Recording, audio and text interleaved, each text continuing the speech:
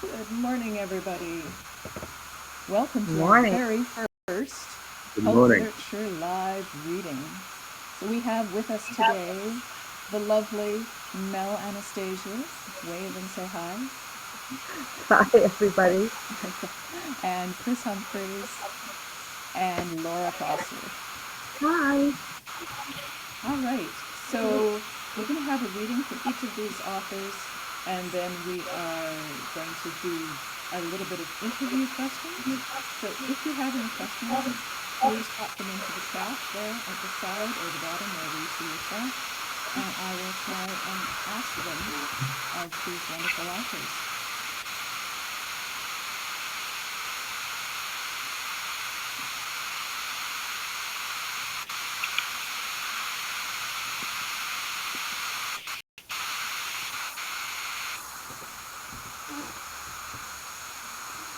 Hi, Okay, everybody. first up we have Mel Anastasiou, who is sitting in isolation in the lovely location of Bowen Island, BC.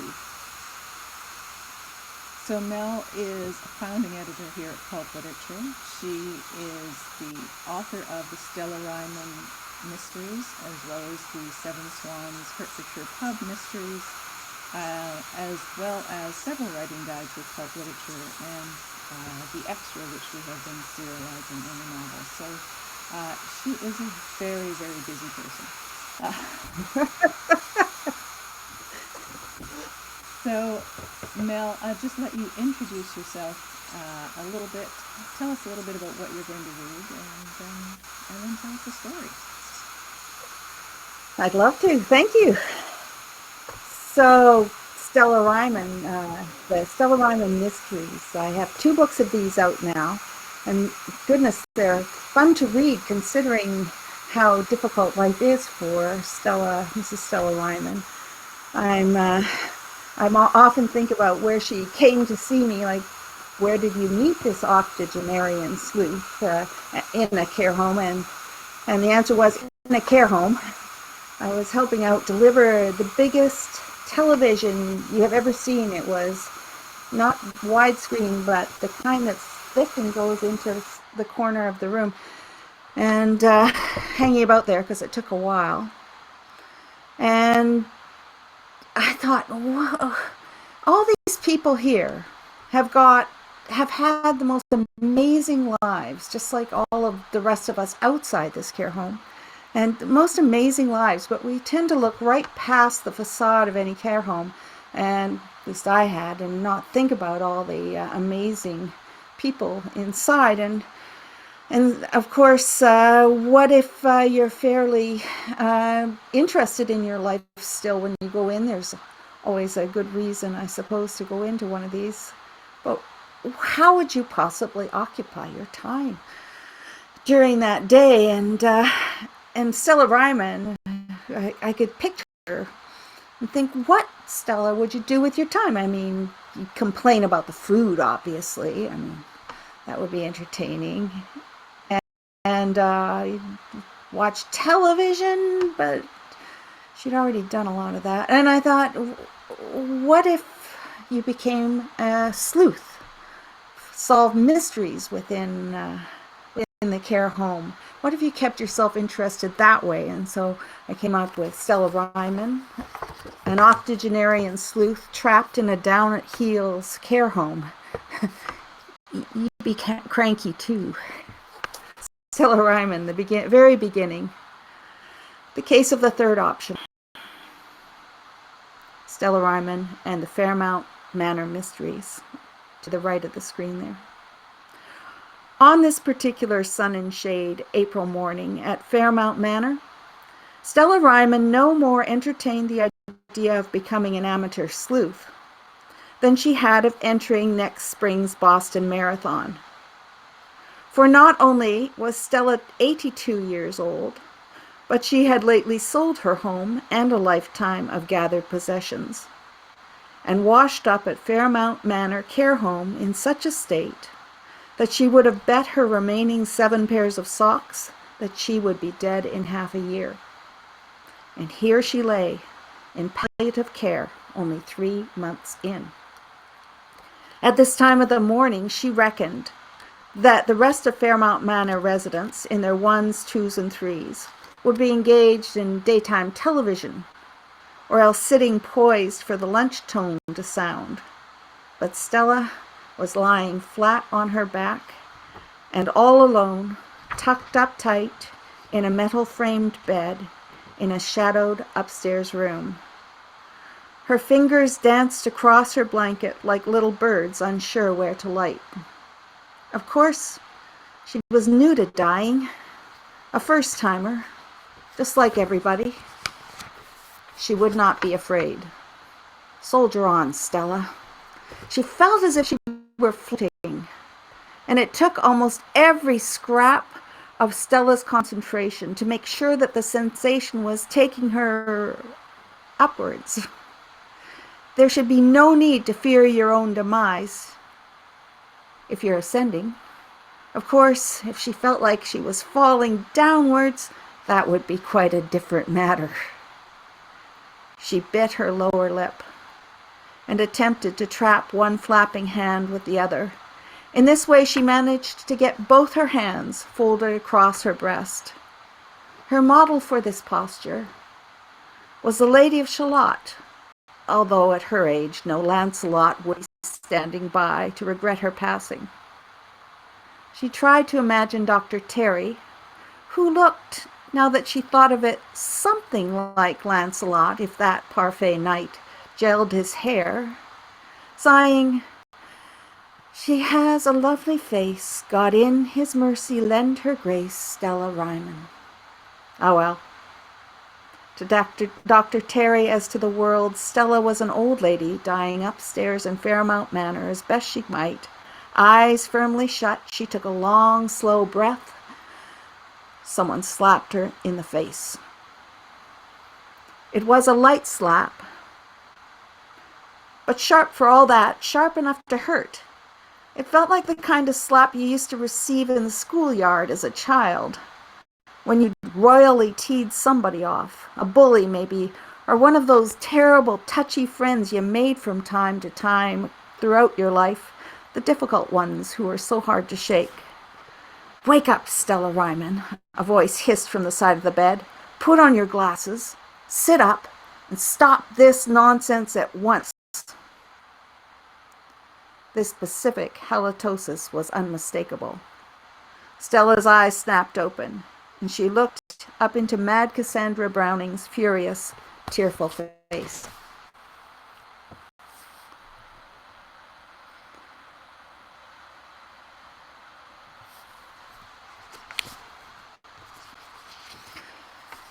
And you'll have to read on to find out what happens and how Stella becomes an amateur sleuth within her down-at-heels care home. Stella Ryman, you'd be cranky too.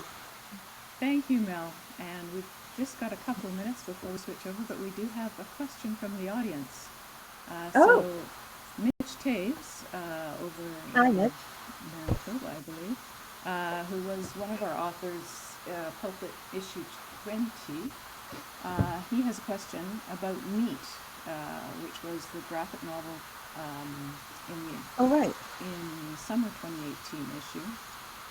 That was in the allegory seamless here history. says, "Describe s'il vous plaît. I've got a Star Wars vibe." Is that weird? A Star Wars vibe. That would not be at all weird for me. I'm a Star Wars and Star Trek fan, so I can understand how it could possibly have moved over a little bit and turned into a gargoyle in a fantasy setting. Oh, right. Yeah, actually, I'd never thought of that, but it definitely does have a little bit of a Star Wars vibe. And for those of you who haven't read it, I wish I had some artwork handy to put up on the screen. It was a really marvelous little graphic novel. I guess it was about 10 or 12 pages, I don't remember, but it was the summer 2018 issue, so I'll try to put up links. I'm just making notes here of everything I have to put up links to in the chat afterwards so that you can find that. And just before I let you go, Mel, just tell us right now what you're working on or what you'll be heading off to work on after this is over. Well, I'm working on the new Stella Ryman novel, so that'll be mystery number 12, and having a good time with it. Lovely to revisit all those characters. Meanwhile, wishing I was two people because I'm dying to write the next Frankie Goes to Hollywood story. I wish you were two people too. Because I can't wait to read more Stella, and I can't wait to read more Frankie. They're both wonderful. Thanks, All Jen. right. Thanks, everybody. Thanks for Mel. listening. Stay around for the end. I'm just going to bring I will. Thanks. the lovely Laura Kostur. Hello. Hi, Laura. How are you? I'm great, thanks. Trapped at home like we all are, but doing well with it. Keeping busy, crocheting, writing. So for those of you who haven't met Laura before, if you ever meet her, you will never forget her. She is unforgettable and wonderful. Her story was in issue number 6, which was, there it is there, I've got it up on the screen as well. And the story is called Super. It is, well, I'm going to let Laura describe this because she describes it better than I do, but it is a superhero story like you've never read before. Laura, sure, I'm happy to. So Super is an every woman superhero. The idea came to me that so often we see superheroes that have these fantastic lives. They're wealthy and they're adventurous and they're out there. And I wanted to see what would happen if an average everyday woman in her 40s came across unusual powers and wasn't really sure what to do about it. So she's a bit of an anti-hero and a bit of a hero all at the same time as she tries to figure out what having these powers means in her life.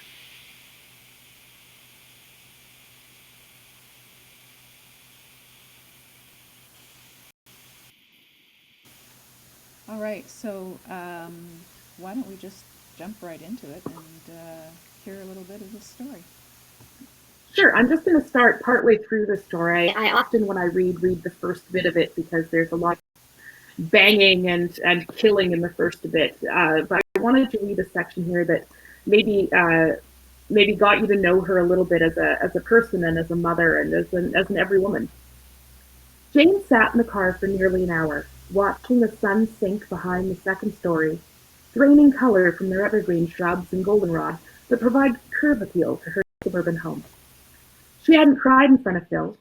She hadn't cried when Greg's old secretary, Megan, told her how much she missed working for him. She kept the tears at bay all the way home. Since Greg's funeral, Jane had kept careful control of her thoughts through power of will and deep breathing. Thoughts of her husband, the bank, the bills, or how she was going to keep the kids with her if she lost the house were off limits. Careful thinking kept away the tears, kept her functioning. Jane's resolve failed. Not on the thought of another night alone in a bed that still smelled like Greg. Not at the prospect of working at Spill that night, serving $30 drinks she couldn't afford to drunk businessmen. But at the sight of the damned evergreens running the length of the house.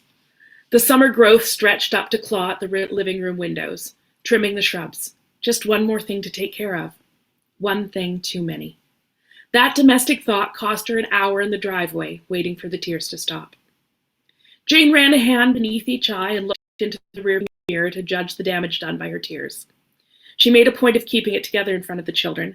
Having Amy and Paul lose their father was hard enough without watching their mother turn into a basket case. Jane blew her nose on one of the dozens of fast food napkins stored in the car doors and looked in the mirror again. Better, she thought. Jane walked towards the door, breathing deeply, wishing she had time for a nap before her shift at Spill. A voice in her head whispered she could just stay home. What difference would her second job make now? Tips weren't going to stop the bank from foreclosing next month, now that Phil had turned her down.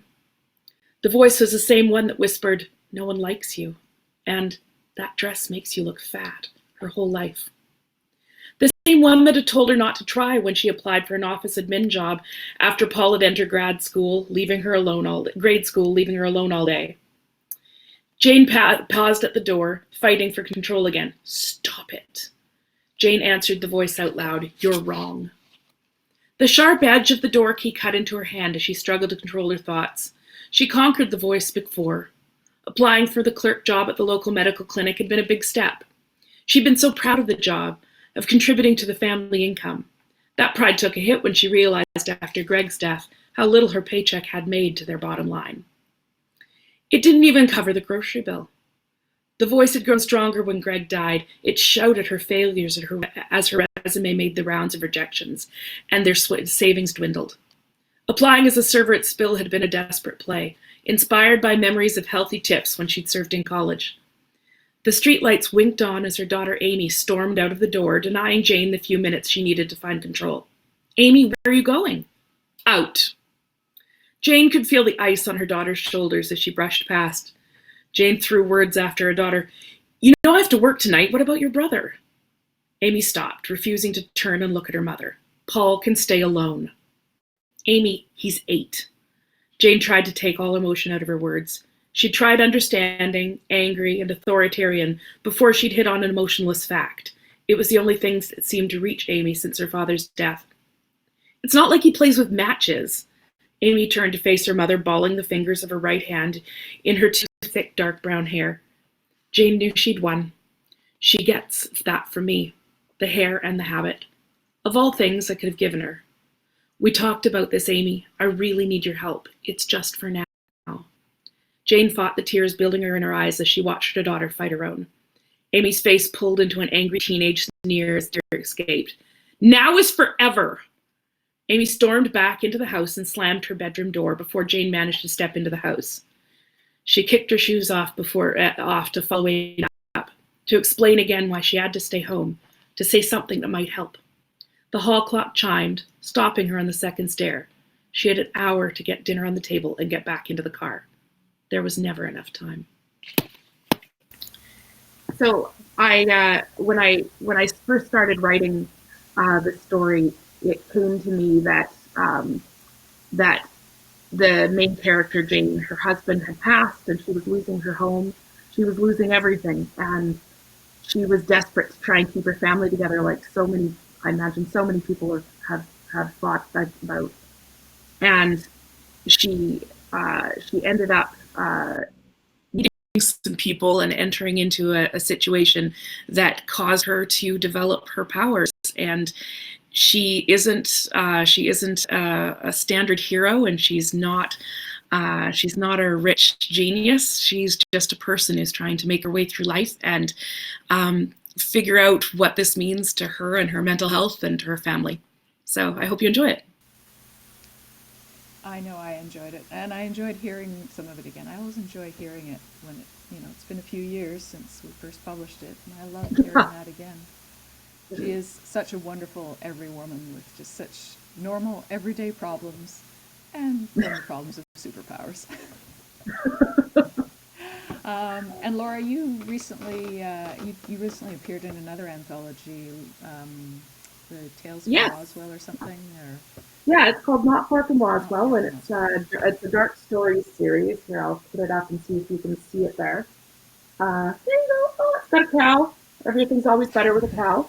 Yes, it is. And that's an anthology that's alien abduction stories. So I wrote an alien abduction with a little bit of a twist. It's another interesting character. I don't want to ruin anything, but there's a little bit of mental illness and a little bit of alien. So it's a kind of an interesting story. I hope you have a chance to check it out. Yeah, I've got to get my hands on that and read it. So, all right. Thank you so much, Laura. Stick around. And thank you. Bringing Chris Humphreys onto the stage. Welcome. Hello. So many of you know Chris Humphreys. He's a prolific author. Is it 17 novels to date? Something like that? Well, 18 published and 2 waiting to be published. So you're up to 20, really. Oh, that's amazing. I am up to 20. I'll have to update your bio yes. on our page. Chris Humphreys was the first author I approached when we first started the magazine off.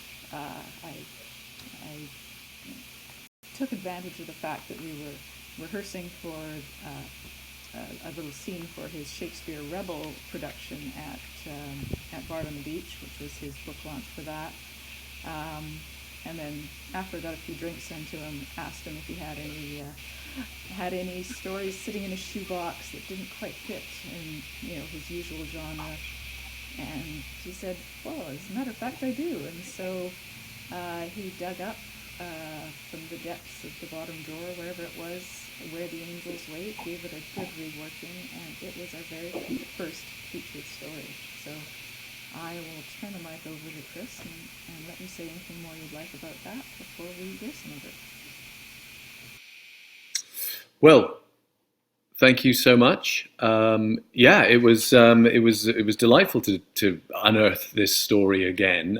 I wrote it, long before I really was a writer, but I knew I wanted to be one, and I was playing with an idea. It was a very personal story because, in fact, my father did die in Granada in southern Spain in 1986. So I was tying some of that stuff in. It's not me and him per se. He wasn't quite the guy in this story, I think. But there's father and son stuff. It was great to have the opportunity, and everyone, particularly Jen there at Pulp Literature, were great in helping me rework it. I cut about a third of it. I changed the tense. I changed the person, and had at it. So I'll have at it now. Where the Angels Wait. Reef, can you? Sorry, my son's clattering down the stairs. Reef, can you be really quiet? Where the Angels Wait. Granada, Andalusia, Spain, August 1986. Sitting on the edge of the bed now, listening. A door opened, shut. Someone has come and gone, that much is certain.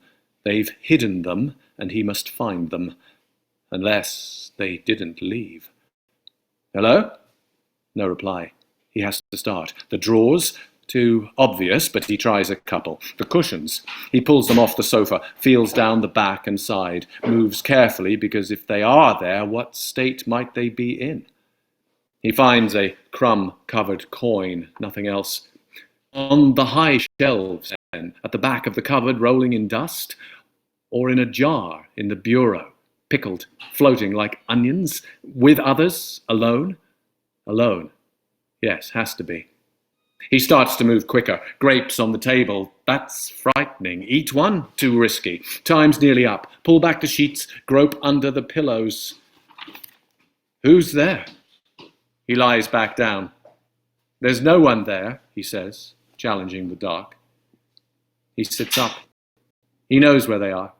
His father is in the doorway, making it look small, and he has them exactly where they should be. Looking for these, Dad says, and starts to squeeze his eyeballs from his face. Off the bed, groping for a light, blundering in an unfamiliar dark to a wall, a door, a switch, filling the room with yellow, running to the window, pulling back the curtains. He thrusts his head out into fierce sun and furnace air, and the heat brings him back. He remembers where he is. It takes him longer to remember why. 6 p.m. Jet lag muzzles his head like a warm, wet towel, and he can't figure if home is ahead of Granada or behind. No, behind. It's 9 in Vancouver now. Gwen will be getting Sunday breakfast. French toast. Wearing her blue smock to protect her church clothes. If he was there, they'd eat. Then she'd take the smock off. Coming? She'd ask. Nothing to confess, he'd say. He'll call, catch her before she goes, but after a shower. He wants to make sense when he speaks to her. Before the shower, though. Tom kneels by the bed. He always needs pictures to go with the words, but the only one that comes is his father, another doorway. 8 years old, pajamaed knees to floorboard. He's been there a while. Got to get Dad's face exact. Then Mum, then Malk, then Nosy Dog, his white coat and velvet eyes. His father bursts in. Whiskey breath and showy love. You don't need all that nonsense, tomboy. Only faith you need is yourself. Nicotined fingers pulling sheet to chin. I pray for you, Daddy, and Mummy, and Malk, and Dozy Dog, all of us together. You pray then, makes you happy. Don't go, Daddy. I'm right here, son. Not going anywhere. Liar. The shower dribbles on him, making him miss home all the more. Sweat instantly prickling his skin. He dials and she's there, concern disguised in tales of the last 2 days, the ordinary worked into comedy. He laughs, missing her. 10 minutes, then he's just hanging on for her voice. Guilt for the waste of money. Guilt for being unable to tell her why he's there. She knows it has to do with his father needing to go to him dead, as he failed to go 3 years before when he was dying. Knows it has to do with the dreams. She'd held him often enough these last months, shushed his cries, talked him back to bed. She doesn't know about the eyes. He hangs up, dresses. He knows where he wants to be for the sunset, had watched it from there twice before. 20 years ago, the hitchhiker. 10 years, the honeymooner, sharing his wandering past with the woman he'd given up wandering for. In the Albertine, the old Moorish quarter, he only loses his way once on a steep cobbled street among the children skipping rope, the piebald dogs and skinny cats. Soccer commentaries blare from hole-in-the-wall bars. Once, glimpsed behind an oak door half ajar, a pocket oasis lures him, blue-tiled and cool, water dripping from pots of plants and flowers. Beyond it, though, at the summit, he sees the spire of San Nicolas. There's another invitation within its doors, candlelight flicker and incense-laden air. But Tom walks on to El Mirador, the place of watching. He's just in time. Across the ravine, the last of the sun burns the walls of the Alhambra fire red, then seeps through levels of pink, bleeds through the single cloud, bruising it from purple to grey. Others watch, like shades from his past. A young couple in the moment and each other's arms. A backpacker, scraggle-bearded, whip-thin, nose to guidebook, already seeking cheap lodgings.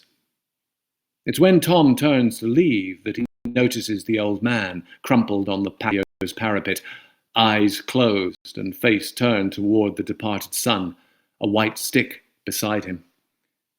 Tom takes a step away, and the man's eyelids slide up onto white. He gropes for his stick, swishes it down hard.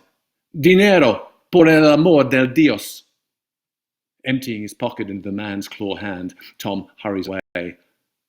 Half sleep, dream-laden. 4:15, hands behind his head. He waits for dawn. He has what his father called a Spanish breakfast. A plate of churros, a café solo, thick and dark, a brandy. Feeling better, he sets out. Granada has changed in 20 years, but not that much. Besides, he can see the bull ring. According to his map, the hospital is the other side of it. The bull ring, he thinks, slowing. Thank you. That was wonderful. Thank you. It was so nice to hear that story again. Oh, I've got the wrong issue up there. There, that's the one you were reading from. Right. Although I should mention the other issue that we just showed there, the issue 14 was another story that Chris did, and he has just released an audiobook of that story, and the link to it is in the chat, and I will put it up under the video when the video goes out in recorded version. So, there's a few comments here. One from Robin McGilvery, who said, I have not been read to in decades. It's so weird having access to only one word at a time. And Carrie Craven, who said, I love an author that does the voices. and Alan Barclay, Applause for All. And I'm going to bring everybody back on stage now, so you can see all of your lovely faces. Alan Barclay also had some comments for Laura earlier on. Love your phrasing, threw the words at her daughter exactly. And everything is better with a cat. So I would like to thank you all for coming. Please, I will put links up, as I said. Go to these authors' websites, look at the books that they have for sale, pick up some wonderful reading, and keep yourself busy during this strange time. Does anybody have any questions from the audience before we close this down? Very talented authors, says Alan Barclay. Where we buy books, I will put those in the link. Oh, nice to see you too, Krista. Krista Wallace is the cover author for the book that Laura read from, and she was the prize winner of the first Raven Story contest, which for some truth read. Sources are very sources. Anyway, so thank you again. We will hopefully by next week have more of the bugs worked out, better sound quality, but I think all the readings were good sound quality. It's just when they're all on, it gets kind of buzzy. All right. Say goodbye, everybody. Thanks for Thank you. helping Bye. us. Thank you. Bye. Bye. Thank you.